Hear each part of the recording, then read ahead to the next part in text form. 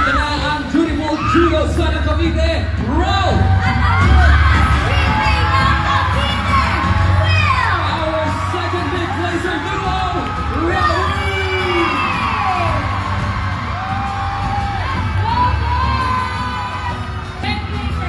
Just quickly, ang ating mga boys from Etiba, isang comeback housemate, isang tahimik na housemate. How does it feel to be second big placer? Wow, Ate G, I have no words. Salamat lang po ng sobra-sobra.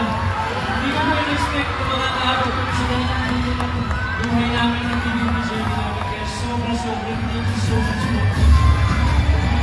Habang buhay ko po, ang gawin na pagkakataon nito, thank you so much.